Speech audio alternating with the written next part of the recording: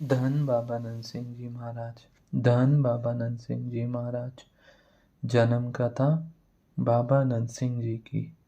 भटिंडा की डिग्गी।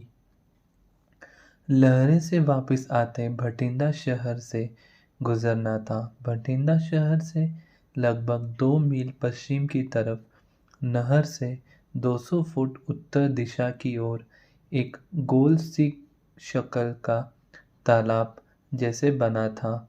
तब से जबकि किसी समय अंग्रेजों को भटिंडा के निकट छावनी बनाने का विचार आया, पर पटियाला राज्य के एतराज़ करने पर फिरोजपुर छावनी बनाई गई। इलाके में इस तालाब को डिग्गी कहते थे। पानी इसमें नहीं था। यह 15 फुट गहरा था। इसके न प्रयोग करने से इसमें मिट्टी जमा हो गई थी, काई उगी हुई थी। वीरान पड़ी होने से इसमें कई तरह के जानवर, सांप आदि भी रहते थे। इन्हीं कारणों से यह अलग और भयानक स्थान था।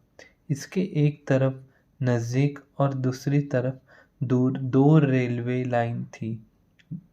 तो भी यह लावारिस जगह बाबा जी को पसंद आ गई।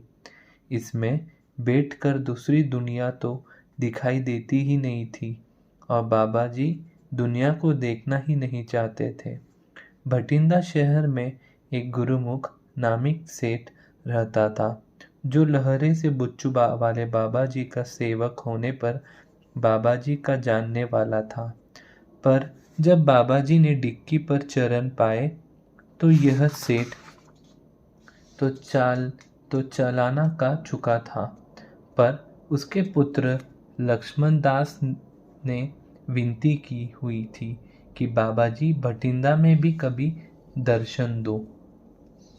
डिग्गी के निकट एक और सेवक बाबू ठाकुर दास का बाग था। लक्ष्मण दास का भी एक बाग था, पर उसने विनती की कि जो जगह बाबा जी को पसंद हो वहाँ रहे, पर भटिंडा जरूर आए। पर लोग बहुत हैरान थे कि बाग और कोटिया छोड़कर बाबा जी इस भयानक जगह पर क्यों ठहरे। पर निरंकार को ऐसा ही मंजूर था। सो रात को ही गड़े लगाकर ईंटें बिछवा दी, पक्की सीढ़ियाँ बनवा दी। अगले 2 दिन के अंदर ही डिग्गी में 2 कमरे, एक गुरु ग्रंथ साहब जी के लिए और एक बाबा जी के लिए बन गया और दोनों समय का दीवान सजने लगा। इसे कहते हैं जंगल में मंगल होना। सरदार आनंद स्वरूप सिंह, तहसीलदार सेठ लक्ष्मण दास, सरदार भगवान सिंह और सरदार दया सिंह बीड़ बहाना वाले प्रसादे आदि की बहुत सेवा करने लग गए।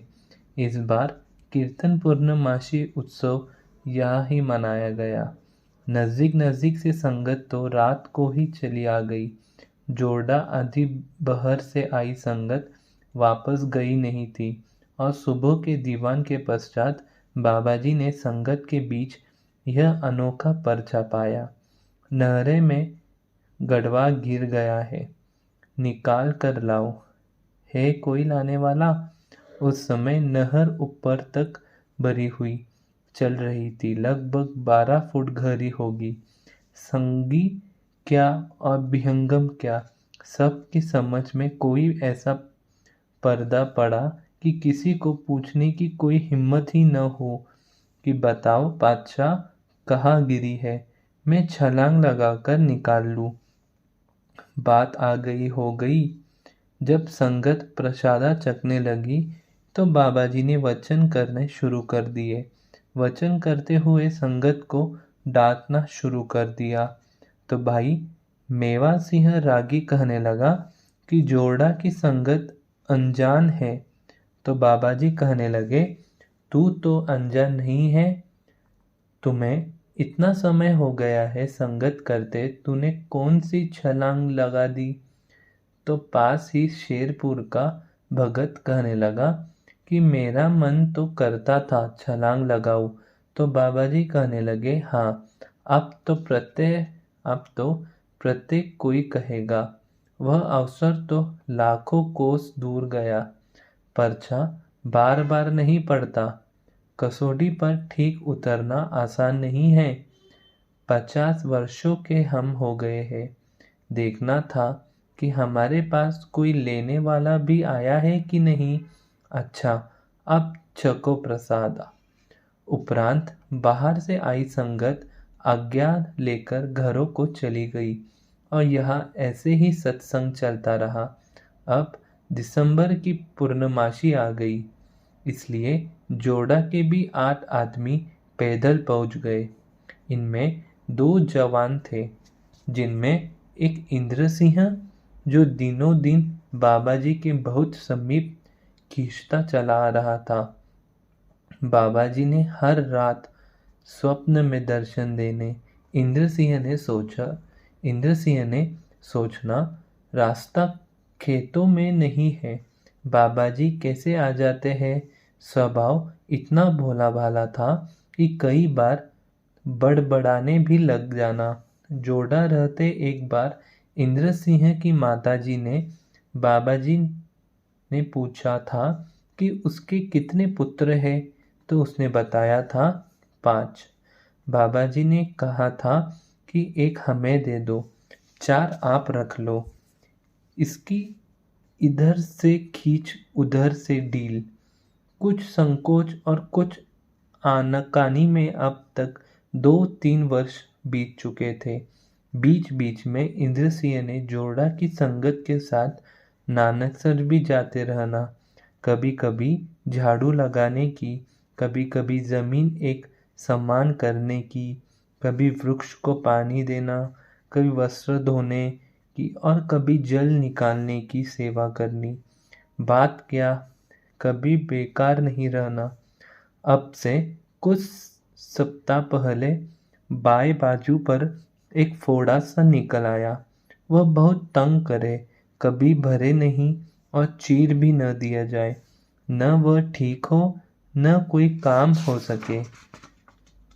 आखिर बाबा जी से विनती की कि कष्ट निवारण करे। अरदास करने के पश्चात जब जरा सा सुख महसूस हुआ तो आँख लग गई। तो ऐसे महसूस हुआ कि बाबा जी कह रहे हैं कि अगर सुख लेना है तो अपनी माता से पूछकर मेरे पास आ जा। आँख खुलने पर सारा वृतांत माता जी को बताया और माता जी ने मन ही मन में विनती की, सच्चे पातशाह, मेरे लाभ को सुख दो, मेरे लाल को सुख दो, यह आज से आपका है। अरदास करते ही वह फोड़ा फट गया और शरीर सुखी हो गया। इस प्रकार किए संकल्प अनुसार इंद्र सिंह जोड़ा की संगत के साथ दर्शन करने आया था। पूर्णमासी के अगले दिन संगत के चले जाने के पश्चात ज्ञानी बचन सिंह को बाबा जी ने फरमाया, इन दोनों इंद्र सिंह और जागीर सिंह को वापस लेकर नहीं जाना। इस तरह यह जवान डेरे पर ही रह गया।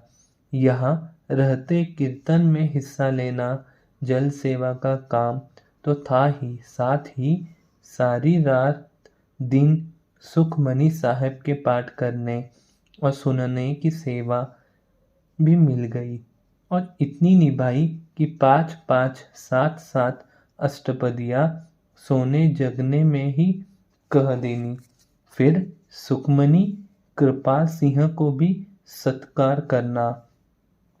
अब जब माघ की पूर्णमासी आई तो जोरदा की संगत में माता प्रताप कौर भी दर्शन के लिए आई।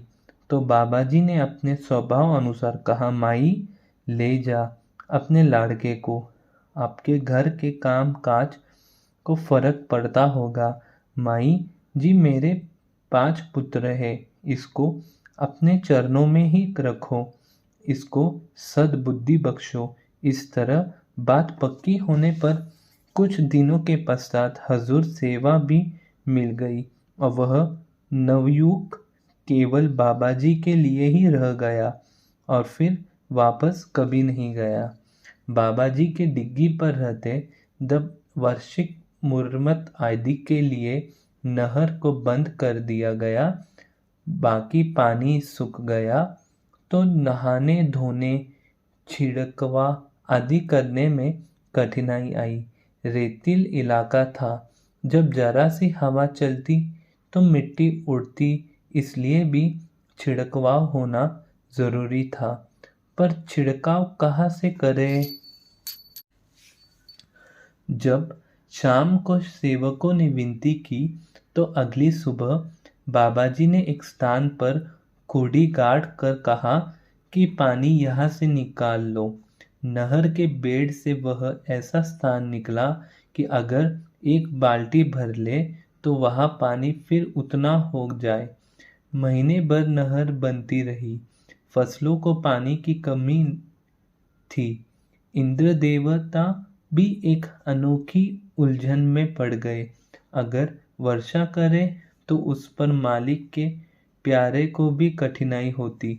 डिग्गी के आसपास का पानी डिग्गी में इकट्ठा होता, डेरा गिर जाता तो बाबा जी को आसन उठाना पड़ता। अगर वर्षा न हुई तो जनता की आशा की डोर टूट जाती।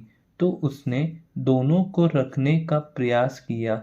जनता की आशा रखने के लिए कई बार बादलों की छटाएं बनाई, पर वर्षा की एक बूंद भी न पड़ने देगी। यह देशादेश कर बाबा जी एक दिन इंद्र सिंह ड्राइवर को कहने लगे, हम अभी जाएंगे क्योंकि यहाँ की जिम्मेदारी कहते हैं कि जिस दिन से संत आए हैं वर्षा का एक भी कण नहीं पड़ा। उदास होकर इंद्र सिंह ने विनती की कि आप तो जाओगे और हमारा दर्शनों के बिना क्या होगा? तो फरमाने लगे, कोई बात नहीं, आपको दर्शन होते रहेंगे। सो मेघ की छह को पूर्णमासी करके दूसरे दिन बागा की तरफ रवाना हुए। डेरा उठाने के एकदम अगले दिन ही काफी वर्षा हुई। इस बार बाग के बाहर संतों वाले कुएं पर एक बड़ा सा ताबूत लगाकर डेरा बनाया।